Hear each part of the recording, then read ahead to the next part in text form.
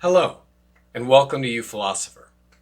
All right, so today I wanted to talk about something that I've been meaning to talk about for a while, which is the Chilling Adventures of Sabrina. And I had someone recently mention that they're a fan of the show and thought I should do something, so I thought I'd finally get off my rear end and do it, as the second season dropped not too long ago. And the topic that I had in mind was actually inspired by a different friend who had posted something a while back about the show that really brings up, I think, some interesting questions about love and power and kind of the point of existence, not to mention the nature of the human soul. So with that, why don't we just go ahead and go right to the comment that my friend had posted. So he says the following: Sabrina's Dilemma on the Chilling Adventures of Sabrina. Harvey or being able to fly? Then he goes on to say, and I have to censor it slightly, girl, you ain't even slept with him.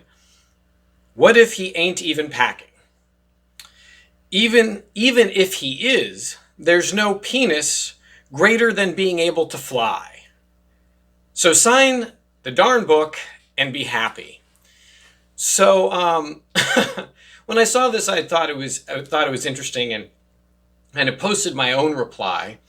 But it certainly got me thinking about this tension between what we should do in terms of our love lives and what we should do in terms of kind of our professional lives. And so my friend draws, I think, an interesting distinction, one that's especially kind of made larger by the fact that this isn't just like the distinction, the tension someone might have between, say, choosing love or pursuing a particular career, right? This goes all the way farther, right? Choosing the love of this one guy, right, versus the ability to fly, which presumably is a metaphor for all of the things, all of the power that Sabrina gets to have if she rejects this form of love, at least in this one case, right? This one person. That doesn't even mean that she never gets to love again, right? For this greater power. And so for the sake of this conversation, though, I'm going to leave aside the issue of selling one's soul, right? Which brings a whole different set of issues into it. We're going to instead specifically and solely look at just the issue of kind of Sabrina's tension in terms of love with this one person. And I want to say, I want to be cautious about saying like, oh, will she never be able to love anyone else or something like that. I think that ends up being a bit unfair. But it ends up being like love with Harvey versus kind of near unlimited power. So there's a lot to be said here, and I don't think we're going to answer the question that quickly. But that being said, or come to an answer at all. But that being said, one thing I do think, so just specific to the show, before we even look at kind of issues of power, is the fact that in Harvey's defense, right? So specifically to this show, in Harvey's defense, there is the issue of realizing that he's, from what I can tell so far, at least a good enough guy that when you bring like dead family back to life without his permission, he still wants to be with you, kind of a person. Like, I can't say that I would be that guy, right? Like, I can't say that, if you did something like that, what Sabrina does to Harvey, though what she does, of course, is motivated out of love and care for him, I can't say for sure that I would be quite as forgiving as he ends up being. And I think that is kind of a testament to Harvey, in his defense, that there's a lot of kinds of people out there that you could love, but not that many of them are the kinds of people who would be willing to love you even when you bring back a dead family member without their permission and then have to kill them again, right? So maybe that makes Harvey kind of special. All right. So there's some other stuff that comes out of this that ends up being really important. And one that seems to come to my mind immediately is the realization that I think a lot of what matters here, a lot of what's really important, is the fact that over the course of a lot of human history, and then certainly here in the United States for a long time, there's kind of been this expectation that women should have to give up stuff for men, right? That they need to give up things for their families, that they need to give up certain careers, that they need to be able to do they should be willing to make those kinds of sacrifices. And that's deeply problematic, right? And it's led to this issue that many women struggle with of being able to have it all, right? The family life and the career, so on and so forth. And so I think this tension for Sabrina certainly points to that, right? I think what my friend is kind of gesturing towards is that issue of, well, should she be expected to give up what one could kind of metaphorically describe as this amazing, awesome career, awesome future for this one guy? And, my friend's kind of jokes about endowment aside, right? This point of like, there's no like one guy who's willing, who's worth kind of giving up your entire career, future, and in the case of the show, unlimited power for. And that's an important point, especially because there's been so much expectation that women should have to do this, right? And so that, I think, though, brings up an important other issue, which is kind of our comfortability with the idea that men do the opposite. And I find that concerning as well, right? So there's this concern that, well, women should be willing to give up their careers and their futures for a guy. And that's concerning. And finally, it's something that's getting some pushback, right? More and more young women are being raised to not do that. And moreover, to have an expectation of their partner that or whoever it is that they're going to date or be with, that person doesn't expect that they give up their careers. And that, if anything, that person is going to, in fact, actually support their careers, support their lives, support their futures, and be someone that kind of stands almost, that almost acts as a jumping off point for them, right? Someone who's there supporting them as they become increasingly more awesome. But men, it's kind of the expectation that they do the opposite, isn't it? For at least for a long time, which is instead of the expectation that men are in fact supposed to give up their careers for a partner, it's the reverse, right? The idea like that a man would turn down a career for a partner is kind of frowned upon, right? That he's supposed to have this quality of placing his career and power first, and then of course the person that he's with and most oftenly expected that it'll be a woman who's kind of that little woman behind him supporting him, the woman behind the man, and that so he gets to pursue his career, she doesn't. And so we have on this one side this idea that women are supposed to give up their career, and on this other side that men are not.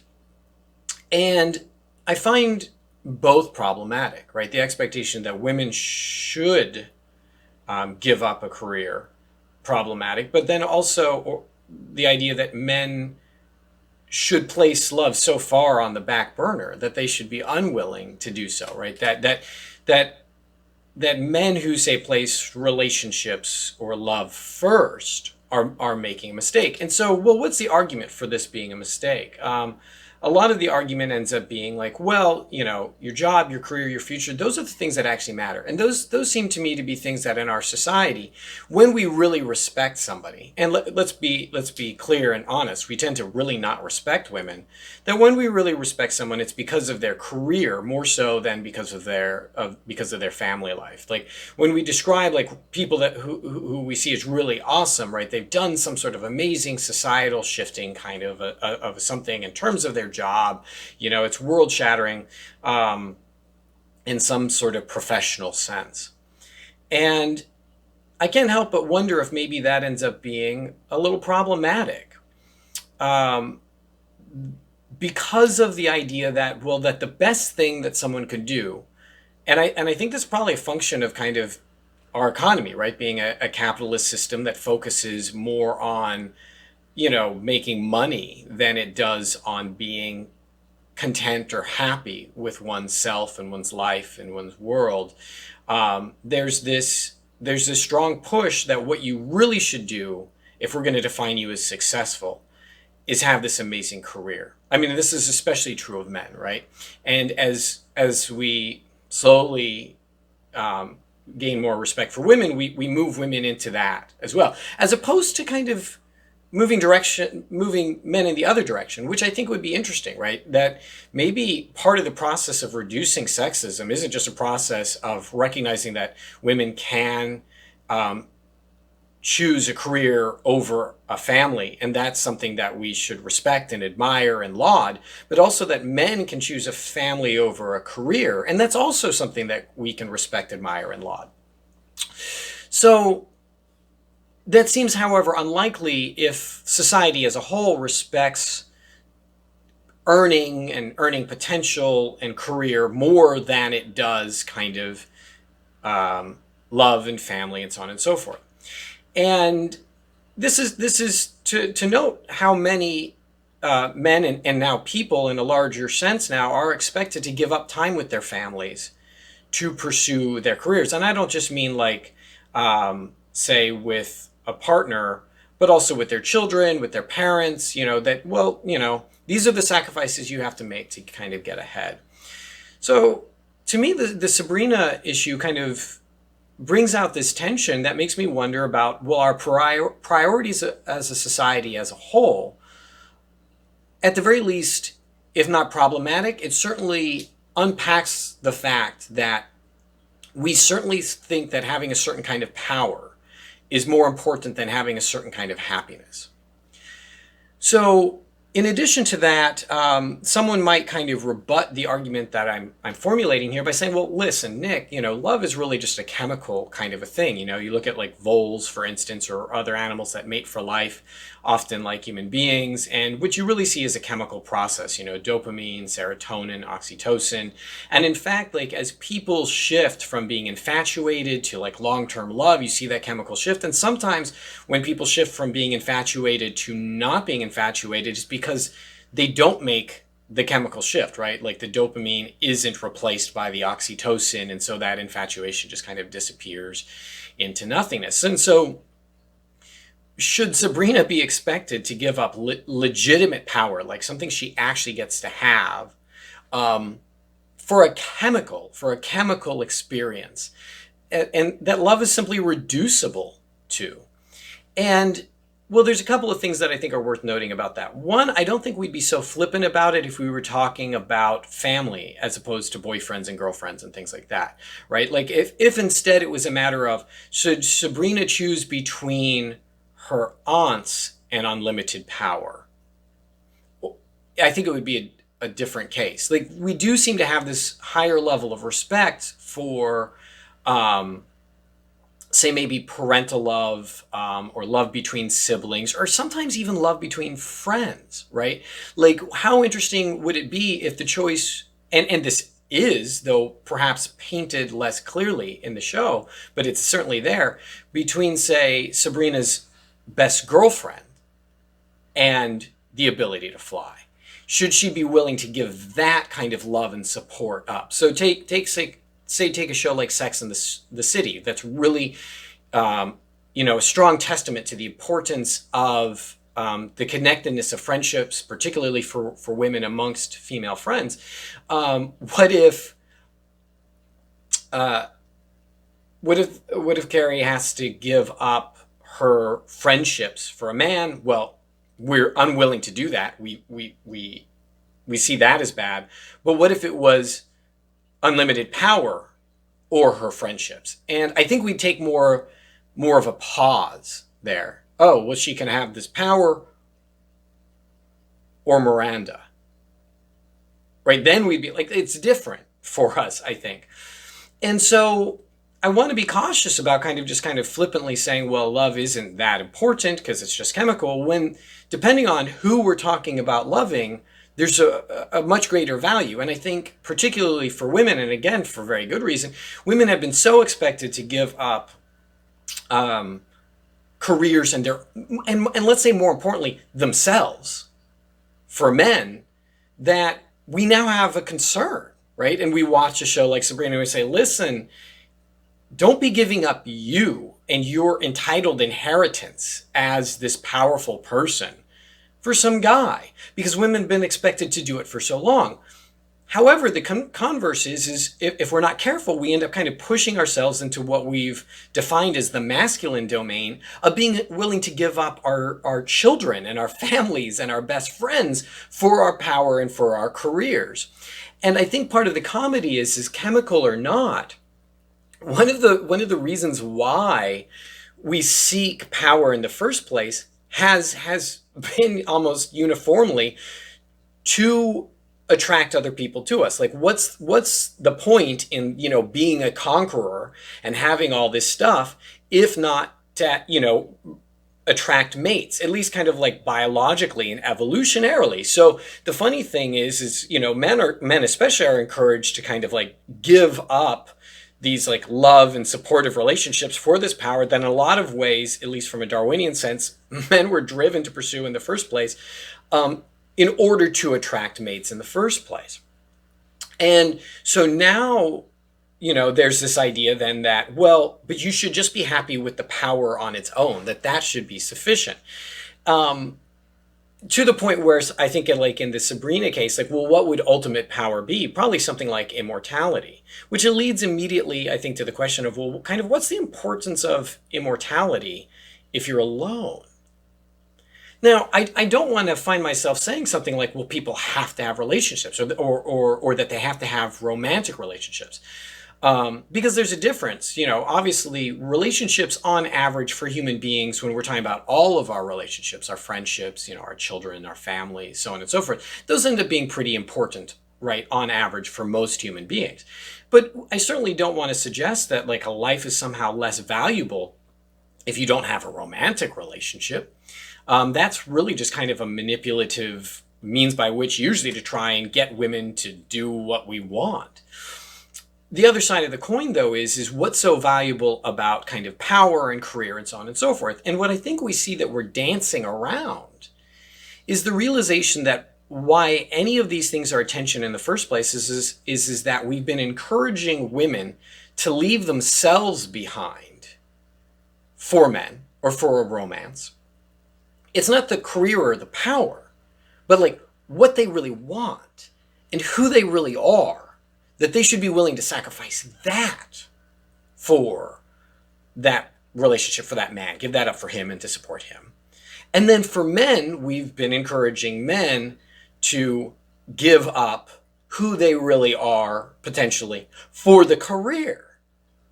Because for a lot of men, at least a lot of men I know, that the thing that they've always really wanted is the relationship. And in fact, studies show that men benefit way more than women do from like long-term marriages and from having a partner. They just like live longer. Like women don't. Married women don't statistically live longer. Married men do. But men aren't really encouraged or raised to foster those relationships and sacrifice for those relationships in the same way that women do, or that women are raised to. And so you have a lot of men who have to feel bad about if they kind of want to be stay-at-home dads. And men are far less likely to get things like paternity leave to spend time with their children. Because there's kind of this prevailing assumption that men don't need it and that families aren't really benefited from it. And so what you see happening for both, and I'm not trying to suggest that the level of repression or oppression is equal in any sense. I do think, though, what we end up seeing is that in both cases, there's kind of a subservience to people's actual welfare identity and pursuing whatever it is that they love. For kind of economy, to get the economy moving. Like what's in the best interest of societies at large? Well, you have to have kids and you have to have people producing kids. You have to have someone taking care of the kids. So I guess we'll shove women into that role. And then you have to have someone like building stuff and conquering things. So I guess we'll shove men into that role. But you have a lot of people who don't want to be in those roles or wouldn't flourish particularly well in those roles in those ways. And if they don't participate in those roles, they're seen as less valuable, they're making a mistake. And I think you see that happening for a lot of people today, right? So like women who choose family lives are finding more and more kind of pressure, sometimes even from other women, like, well, yeah, but don't you want to choose your career? Because there's this worry that they're giving something up for men, which is an important worry. But you also have a lot of men who are still ostracized if they want to be like stay-at-home dads, and there's this pressure of like, yeah, but shouldn't you have a career? And so the whole of society seems to be moving in that direction, which really just kind of leads me to one final thought, kind of thinking about Sabrina and all of this and her moments in her life and the choices that she's making in terms of like, well, do I sign the book? And the nice thing about the show is notice that over and over and over again, the choices that Sabrina makes, whether right or wrong, are motivated out of love for her family and her friends, for the people that she cares about. And, so I had a friend contact me the other day, and he had this emotionally close moment with another human being. And he contacted me because he's like, well, we're concerned because there's a lot of conflicts for us in terms of our friends, right? In other words, like, the various dramas that I guess go on with some relationships, if one person's dated one friend but then dated another or something along those lines. And so I think they were concerned about the response of their friend group. And so he contacts me and he's like, well, she's leaving, I'm taking on a new job, and I'm maybe not going to have as much time. There's this concern about our friend group.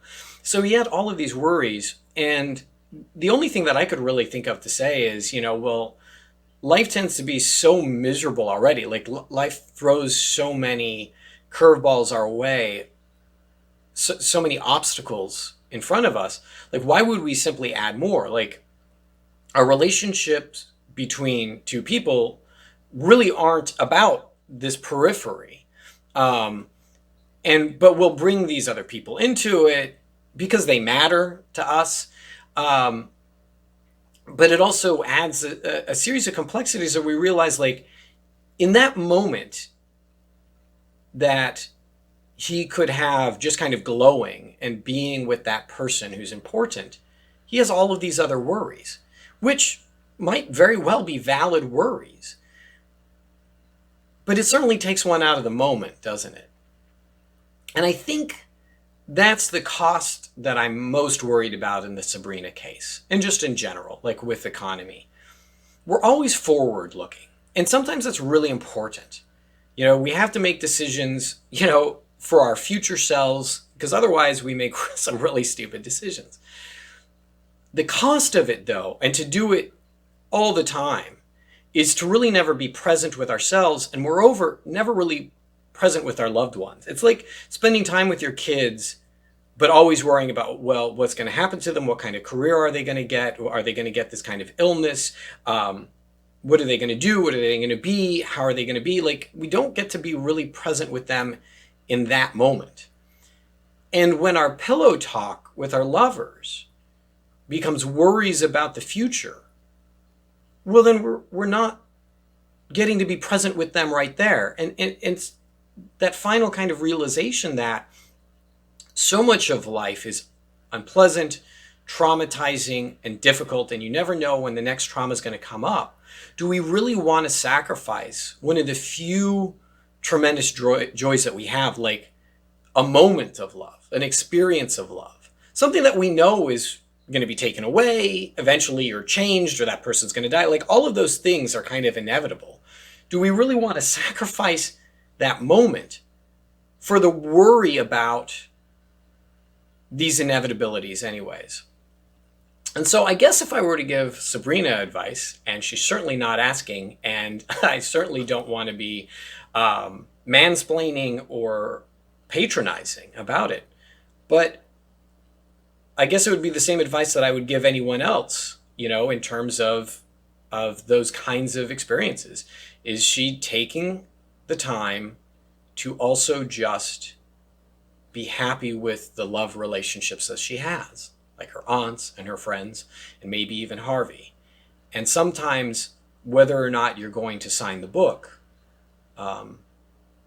can wait. So with that, I hope you have a wonderful week.